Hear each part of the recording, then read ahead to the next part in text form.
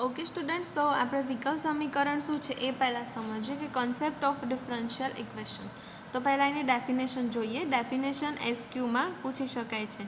તો શું છે એની ડેફિનેશન કે એક સ્વતંત્ર ચલ એક્સ, બરાબર, આપણી પાસે બે ચલ હશે ડિફરન્શિયલ ઇક્વેશનમાં, એક્સ અને વાય. તો એક્સ જે છે આપણો સ્વતંત્ર ચલ છે, એટલે કે ઇન્ડિપેન્ડન્ટ વેરિયેબલ છે. એક સ્વતંત્ર ચલ એક્સ અવલંબી ચલ વાયના એક્સ પ્રત્યેના વિકલન ફળોને સમાવતા સમીકરણને વિકલ સમીકરણ કહે છે. બરાબર, વ્યાખ્યા તો તમે જોઈએ એમાં થોડી ખબર પડી હશે. આપણે એને સમજવાનો ટ્રાય કરીએ. તો શું કહે છે કે એક સ્વતંત્ર ચલ છે એક્સ અને એ અવલંબિત ચલ વાયના એક્સ પ્રત્યેના વિકલન ફળોને સમાવે છે. એક એવું સમીકરણ મળશે કે જે ઇન્ડિપેન્ડન્ટ વેરિયેબલ એક્સના વિકલન ફળોને સમાવશે. તો ધારી લઈએ કે આપણી પાસે એક ફંક્શન છે y is equal to f of x, બરાબર. તો હવે સ્વતંત્ર ચલ ને અવલંબી ચલ શું છે એ તમને ખબર હોવી જોઈએ કે જ્યારે તમે આમાં એક્સને શું કહીશું આપણે, ઇન્ડિપેન્ડન્ટ વેરિયેબલ. ઇન્ડિપેન્ડન્ટ વેરિયેબલ એટલે કે સ્વતંત્ર ચલ.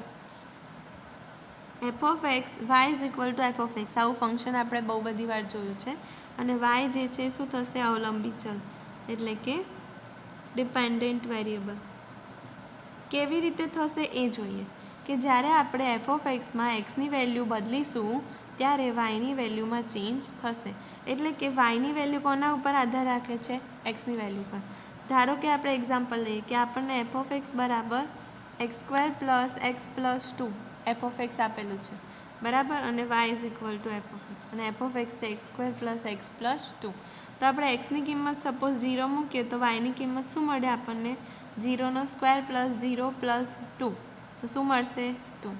એક્સની કિંમત 0 લીધી, આપણી રીતે આપણે લેવાની છે, અને વાયની કિંમત તો એક્સની જે કિંમત હશે એના એકોર્ડિંગ જ એનો આન્સર આવશે. ધારો કે આપણે એક્સની કિંમત 1 લઈએ છીએ તો વાયની કિંમત શું મળશે, 1નો square plus 1 plus 2, 2 plus 1 plus 2 એટલે 4. જો એક્સની વેલ્યુ બદલી એટલે વાયની વેલ્યુ ઓટોમેટિક બદલાશે. અને વાયની વેલ્યુ આધારિત કોના ઉપર છે, એક્સની વેલ્યુ પર, કારણ કે પોલિનોમિયલ એક્સની વેરિયેબલમાં છે. ઓકે, તો એવી રીતે કહી શકાય કે એક્સ કેવું છે, ઇન્ડિપેન્ડન્ટ વેરિયેબલ. એક્સની વેલ્યુ આપણે આપણી રીતે ગમે તે લઈ શકીએ છીએ, અને વાયની વેલ્યુ આપણે જે વેલ્યુ લઈશું એના ઉપર આધારિત આપણને વાયનો આન્સર મળશે. એટલે વાય શું થશે, અવલંબી ચલ, અને એક્સ શું થશે, ઇન્ડિપેન્ડન્ટ વેરિયેબલ, સ્વતંત્ર ચલ. ઓકે, તો શું કીધું છે, એક સ્વતંત્ર ચલ એક્સ ને અવલંબી ચલ વાય. આટલી ખબર પડી ગઈ, સ્વતંત્ર ચલ એક્સ શું છે ને અવલંબી ચલ વાય શું છે. નેક્સ્ટ, એક્સ પ્રત્યેના વિકલન ફળોને સમાવતું. ધારો કે આ જે વાય છે એ એક્સ પ્રત્યેના વિકલન ફળ કેવા હોય કે આપણે વાયનું એક્સની સાપેક્ષે વિકલન કરીએ તો આવું લખાય, ડીવાય બાય ડીએક્સ. પછી આનું ફરીથી વિકલન કરીએ તો d square Y by dx square. આનું ફરીથી અગેન વિકલન કરીએ તો dy d cube y by dx cube. આવી રીતે બહુ બધા વિકલન ફળો મળશે, બરાબર. એ વિકલન ફળોને એક સમીકરણ એવું મળશે કે જેમાં બે વેરિયેબલ અને બે વેરિયેબલને એકબીજાના સાપેક્ષે વિકલન ફળો એ બધાને સમાવે, ઇઝ ઇક્વલ ટુ 0. આ એક સમીકરણ મળશે કે જે એક્સ ડિપેન્ડન્ટ વેરિયેબલને પણ સમાવશે, ઇન્ડિપેન્ડન્ટ વેરિયેબલને પણ સમાવશે, અને વાયના એક્સ પ્રત્યેના બધા વિકલન ફળોને પણ સમાવશે. એક એવું સમીકરણ મળશે. તો એને આપણે શું કહીશું, વિકલ સમીકરણ, બરાબર. તો આ થયું વિકલ સમીકરણની ડેફિનેશન, બરાબર. શું કીધું, એક સ્વતંત્ર ચલ એક્સ અને અવલંબી ચલ વાયના એક્સ પ્રત્યેના વિકલન ફળોને સમાવતા સમીકરણને વિકલ સમીકરણ કહેવામાં આવે છે. ઇન્ડિપેન્ડન્ટ વેરિયેબલ, ડિપેન્ડન્ટ વેરિયેબલ, તો વાય જે છે એ એક્સ પ્રત્યેના વિકલન ફળો, બરાબર, મળશે. એ વિકલન ફળોને સમાવતું એક સમીકરણ મળશે જે આપણે જોયું, એને કહીશું વિકલ સમીકરણ, બરાબર.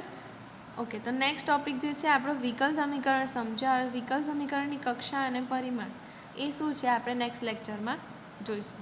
ઓકે, હેલો સ્ટુડન્ટ્સ, કાલના લેક્ચરમાં આપણે વિકલ સમીકરણની વ્યાખ્યા અને કન્સેપ્ટ જોયો. આજે આપણે શું જોવાનું છે, order and degree of differential equation. વિકલ સમીકરણના કક્ષા અને પરિમાણ. બરાબર. તો પહેલાં આપણે શોર્ટ ફોર્મ સમજીએ કે ઓર્ડર અને ડિગ્રી શું છે. તો આપણે ઓર્ડરને કઈ રીતે ડિફાઇન કરી શકીએ? HOD. આ યાદ રાખવાની શોર્ટકટ ટ્રીક છે. HOD એટલે કે હાઈએસ્ટ ઓર્ડર ડેરિવેટિવ. બરાબર.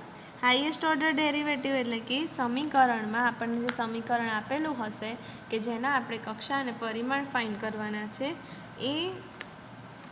એમાં જે હાઈએસ્ટ ઓર્ડર ડેરિવેટિવ હશે એને આપણે એ નંબરને આપણે એ સમીકરણનો ઓર્ડર કહીશું. તો ઓર્ડરની વ્યાખ્યા અને ડિગ્રી તો પહેલાં ડિફાઇન કરી દઈએ શોર્ટ ફોર્મ. ઓર્ડરને કહીશું HOD અને ડિગ્રીને કહીશું DHOD. DHOD એટલે કે degree of higher order derivative. એટલે કે ઉપર જે ઓર્ડરવાળું સ્ટેપ આપણને મળે છે એનો જે નંબર હશે એની ઉપર કોઈ ઘાત હશે. એ ઘાતને આપણે કહીશું એ વિકલ સમીકરણનું પરિમાણ. બરાબર. તો આપણે ડેફિનેશન જોઈએ કે કક્ષા એટલે કે ઓર્ડર. ઓર્ડર એટલે શું કહીશું આપણે કે વિકલ, ગુજરાતીમાં જોઈએ કે વિકલ સમીકરણમાં રહેલા ઉચ્ચતમ વિકલન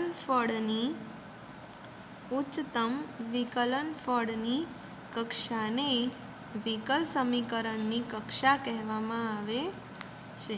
વિકલ સમીકરણની કક્ષા કહે છે. બરાબર. અને પરિમાણ પહેલાં ડેફિનેશન જોઈ લઈએ. હું તમને ઉદાહરણથી સમજાવીશ એટલે તમને ક્લિયર ખ્યાલ લઈ જશે. પરિમાણને શું કહીશું આપણે? ડિગ્રી. ઓર્ડર અને ડિગ્રી. તો ડિગ્રીને કઈ રીતે ડિફાઇન થશે કે જો વિકલ સમીકરણમાં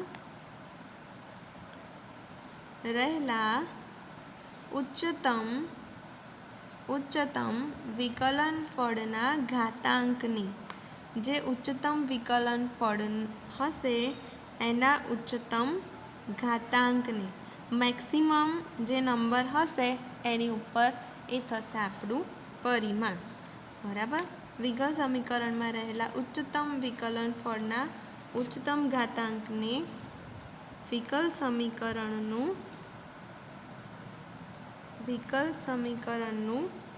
પરિમાણ કહે છે.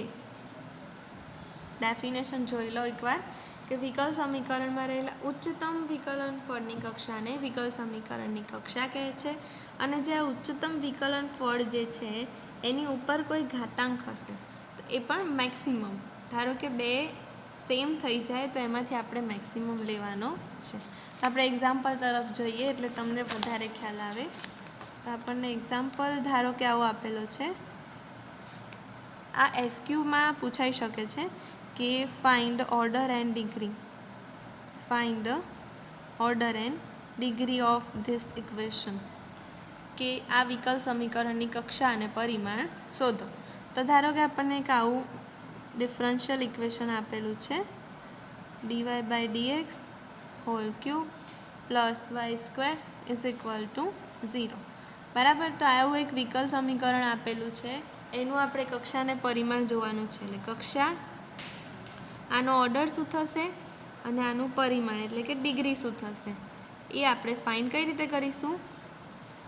ઓર્ડરની ડેફિનેશન આપણે શું જોઈ? ઉચ્ચતમ વિકલન ફળ. ઉચ્ચતમ વિકલન ફળ શું છે? અહીંયા વાયનું એક્સ પ્રત્યે કેટલી વાર વિકલન થયું છે? Second order. બીજી વખત વિકલન થયું છે. અહીંયા ફર્સ્ટ ટાઈમ કે વાયનું એક્સની સાપેક્ષે વિકલન ફર્સ્ટ ઓર્ડરનું વિકલન છે. બરાબર. અને અહીંયા તો કોઈ વિકલન છે નહીં. ઓર્ડરને ડિગ્રી માટે આપણે આવા ટર્મ્સને કન્સિડર કરવાના છે. તો dy/dx જે કયા ઓર્ડરનું થશે? ફર્સ્ટ ઓર્ડરનું. આ થશે સેકન્ડ ઓર્ડરનું. તો ફર્સ્ટ અને સેકન્ડ પહેલાં અને બીજામાંથી મેક્સિમમ કોણ કહેવાશે? 2. બરાબર. તો એની ઓર્ડર શું થયો? 2. અને હવે જે આપણે ઓર્ડર ફાઇન્ડ કર્યો છે એ જ વિકલન ફળનો ઘાતાંક, ઉપર કોઈ ઘાત આપેલી હશે, એ શું થશે? એનું પરિમાણ. બરાબર. બીજી વસ્તુ એ કહી દઉં તમને કે જો dy/dx છે એટલે કે y=f(x) આપણું ફંક્શન છે તો એક્સના પ્રત્યેના વિકલન ફળો મળશે. આગળ જોયું તો dy/dxને શું કહીશું આપણે? ફર્સ્ટ ઓર્ડરનું, પહેલા ઓર્ડરનું. પછી એનું અગેન વિકલન આ રીતે ડી બાય ડીએક્સ, એનું ડીવાય બાય ડીએક્સ. આ જે ડીવાય બાય ડીએક્સ મળ્યા છે એનું ફરીથી વિકલન, તો શું મળશે? D square Y by dx square. તો આ થશે સેકન્ડ ઓર્ડરનું. આ ટર્મનો ઓર્ડર કયો થાય? બીજો, કારણ કે બીજી વાર વિકલન થયું છે. સમજાય છે? ઓકે. બીજી નેક્સ્ટ કે જે આ જે મળ્યું છે એનું અગેન વિકલન, તો d by dx d square Y by dx square. તો શું થશે? D cube y by dx cube. તો આ કયા ઓર્ડરનું વિકલન કહેવાશે? થર્ડ ઓર્ડરનું. સમજાય છે? ઓકે. આ થયું થર્ડ ઓર્ડરનું વિકલન. ઓકે. એવી રીતે તમને આગળ પણ ખબર પડશે ફોર્થ. ઓકે. હવે બીજી વાત પરિમાણની. તો ડીવાય બાય ડીએક્સ ખાલી આપેલા હોય આવી રીતે, તો એનું પરિમાણ શું કહેવાશે? 1. કારણ કે ઉપર કોઈ ઘાત નહીં હોય તો એને 1 તો કન્સિડર કરી શકીએ. તો એનો ઓર્ડર થશે 1 અને ડિગ્રી પણ થશે 1. ઓકે. એવી રીતે આ એક્ઝામ્પલમાં જોઈએ. અહીંયા ફર્સ્ટ ઓર્ડર, સેકન્ડ ઓર્ડર, તો આપણે મેક્સિમમ લેવાનું છે એટલે એની ઓર્ડર થશે 2. અને ઓર્ડરનું જે વિકલન ફળ છે એની ઉપર જે ઘાતાંક છે એને કહેવાશે એનું પરિમાણ. ઓકે. તો ફર્સ્ટ એક્ઝામ્પલ આ થયો. સેકન્ડ આપણને આવું આપેલું છે કે ડીવાય બાય ડીએક્સની 1/3 ઘાત is equal to D square Y by dx square. જ્યારે પણ શોર્ટ ક્વેશ્ચનમાં આવો ક્વેશ્ચન પૂછાય, ખૂબ જ ઇઝી છે, 2 માર્ક્સમાં પૂછાય છે. તો એક વસ્તુ ધ્યાન રાખવાની છે કે ઇક્વેશન આપણું આ રીતે લિનિયર હોવું જોઈએ. ક્યાં પણ અંડર રૂટ કે ક્યુબ રૂટ આવવું જોઈએ નહીં. 1/3 ઘાત એટલે શું કહેવાય? ક્યુબ રૂટ કહેવાય. Cube root of dy by dx is equal to D square Y by dx square. આવું આપેલું છે. તો ક્યાંય પણ ક્યુબ રૂટ, સ્ક્વેર રૂટ કંઈ જ આવવું જોઈએ નહીં, લિનિયર ફોર્મ હોવું જોઈએ. તો ક્યુબ રૂટ કાઢવા માટે શું કરવું પડશે આપણે? 1/3 ઘાત તો ફરીથી ઘન કરવો પડશે, તો 3 કેન્સલ થશે એટલે આનું પરિમાણ 1 થશે. તો કરીએ આપણે ડીવાય બાય ડીએક્સ 3 વડે ગુણીએ એટલે આને પણ 3 વડે ગુણવાના અને આને પણ 3 વડે. તો આને 3 વડે ગુણશો તો 3 કેન્સલ થશે એટલે ડીવાય બાય ડીએક્સની 1 ઘાત. સામે શું મળશે? D square Y by DX સ્ક્વેરની 3 ઘાત. આને આપણે જો ઇક્વેશન બનાવવું હોય તો આ રીતે બનાવી શકીએ. ડીવાય બાય ડીએક્સ, આ માઇનસ આ બાજુ આવી જશે. ડી સ્ક્વેર બાય ડીએક્સ સ્ક્વેરનો ક્યુબ ઇઝ ઇક્વલ ટુ 0 થશે આવું. હવે આ ઇક્વેશનનું કક્ષા અને પરિમાણ ફાઇન્ડ કરીએ તો ઓર્ડર શું થશે આનું? મહત્તમ કેટલી વાર વિકલન થયેલું છે વાયનું? આ 1 વાર થયું છે અહીંયા, અને અહીંયા 2 વખત. તો મેક્સિમમ શું કહેવાશે? 2. એટલે ઓર્ડર થશે 2. અને ડિગ્રી આંખો મીચીને જે ઓર્ડર લીધો હોય એના ઉપરનો ઘાતાંક લખી દેવાનો, જ્યારે 2 ઓર્ડરનો એક જ ટર્મ હોય ત્યારે. બરાબર? ઓકે. નેક્સ્ટ જોઈએ. ખબર પડી આમાં? નેક્સ્ટ જોઈએ. ધારો કે આવું આપેલું છે કે અંડર રૂટ ડીવાય બાય ડીએક્સનો square plus 1 is equal to D square Y by dx square. હવે ફરીથી અહીંયા સ્ક્વેર રૂટ આપેલો છે, તો સ્ક્વેર રૂટને કાઢવા માટે શું કરવાનું? બંને બાજુ સ્ક્વેર કરવાનો. તો અહીંયા સ્ક્વેર કરશો તો સ્ક્વેર અને અંડર રૂટ કેન્સલ થશે એટલે વધશે ખાલી આ. એટલે લખીએ આપણે ડીવાય બાય ડીએક્સનો સ્ક્વેર પ્લસ 1 અને આનો થશે સ્ક્વેર. હવે આ સ્ક્વેરવાળા ટર્મને આ બાજુ લાવી દઈએ અને માઇનસ થઈ જશે. તો શું મળશે આપણને? ડીવાય બાય ડીએક્સનો square plus 1 minus D square Y by DX સ્ક્વેરનો સ્ક્વેર ઇઝ ઇક્વલ ટુ 0. હવે આપણે ઓર્ડર અને ડિગ્રી ઇઝીલી ફાઇન્ડ કરી શકીએ છીએ. ઓર્ડર અને ડિગ્રી. તો ઓર્ડર શું થશે એનો? અહીંયા કેટલી વાર વિકલન થયેલું છે? 1 વખત. અહીંયા કેટલી વાર વિકલન થયેલું છે? 2 વખત. બરાબર? તો શું થશે? મેક્સિમમ 2 કહેવાશે. તો ઓર્ડર 2. ડિગ્રી શું થશે? એની ઉપર રહેલું વિકલન ફળનું ઘાતાંક એટલે કે એ પણ 2. ડન? ઓકે. બીજું નેક્સ્ટ આપણે એક્ઝામ્પલ જોઈએ કે fourth example xy square minus x into dx plus y minus x square y into dy is equal to 0. જ્યારે આવું આપેલું હોય ત્યારે આપણે જોઈ શકીએ છીએ કે ડીવાય બાય ડીએક્સનું કોઈ ફોર્મેટ છે નહીં. તો આપણે અહીંયા ડીવાય છે ને અહીંયા ડીએક્સ છે, તો આપણે શું કરવું પડશે? વિકલન ફળવાળું એક ટર્મ ભેગું કરવું પડશે. બરાબર? સરવાળા બાદબાકી ગુણાકાર ભાગાકાર કરીને. તો અહીંયા જે એક્સ ડીએક્સ છે એને આપણે આના છેદમાં લાવી દઈએ તો ડીવાય બાય ડીએક્સનું ટર્મ મળશે એક આપણને, જેનાથી આપણે ઓર્ડર અને ડિગ્રી ફાઇન્ડ કરી શકીશું. બરાબર. ઓર્ડર ને ડિગ્રી dy/dx વાળા ટર્મની જ ફાઇન્ડ થશે. ઓકે, તો હવે આપણે જોઈએ કે શું કરીશું. છૂટા પાડી દઈએ. આ જે ટર્મ છે એને માઇનસ લઈ છે એટલે પેલી બાજુ લઈ જઈએ તો શું થશે, xy² - x × dx પ્લસ વાળું ટર્મ આ જમણી સાઈડ જશે એટલે માઇનસ y - x²y × dy થશે આવું. ઓકે, હવે અહીંયા ડીવાયને અલગ રહેવા દઈએ કારણ કે આ ડીએક્સને આપણે dy/dx એવું ટર્મ લાવવાનું છે. તો આ જે ટર્મ છે એને આપણે અહીંયા લઈ જઈએ આના છેદમાં, ને આ જે છે એને અહીંયા લઈ જઈએ તો શું મળશે, xy² - x આ એના છેદમાં આવશે, y - x²y is equal two આ માઇનસ એઝ ઇટ ઇઝ રહેવા દઈએ, dy અને x છે એના છેદમાં. મળી ગયું આપણને dy/dx વાળું ટર્મ. તો હવે આપણે ઓર્ડરની ડિગ્રી વિશે વિચારી શકીએ. તો આ જે પ્લસ વાળું ટર્મ છે ને આ બાજુ લાવી દઈએ તો એક ઇક્વેશન જેવું મળશે આપણને, xy² - x y - x²y plus dy/dx is equal to 0. હવે થયું આપણું લિનિયર ઇક્વેશનનું ફોર્મેટ. હવે આપણે ઓર્ડરને ડિગ્રી ફાઇન્ડ કરી શકીએ. તો શું થશે, ઓર્ડરને ડિગ્રી એક જ ટર્મ છે આપણી પાસે એટલે આપણે એને જ જોવાનું છે. કયા ઓર્ડરનું વિકલન છે, વાયનું ફર્સ્ટ ઓર્ડરનું, પહેલી જ વખત વિકલન એટલે એનો ઓર્ડર શું થશે 1 અને ડિગ્રી શું થશે, ખાલી dy/dx છે તો એની ઉપર કેટલી ઘાત ગણાય 1. બરાબર. જ્યારે પણ કંઈ ના હોય ત્યારે એની ડિગ્રી થશે 1. ઓકે, તો આ થયો ઓર્ડર અને ડિગ્રીનો કન્સેપ્ટ. બરાબર. હવે આગળ આપણે નેક્સ્ટ ટોપિક શું જોઈશું નેક્સ્ટ લેક્ચરમાં, કે વિકલ સમીકરણનો ઉકેલ કઈ રીતે લાવીશું આપણે. બરાબર. તો એ આપણે નેક્સ્ટ લેક્ચરમાં જોઈશું. Thank you.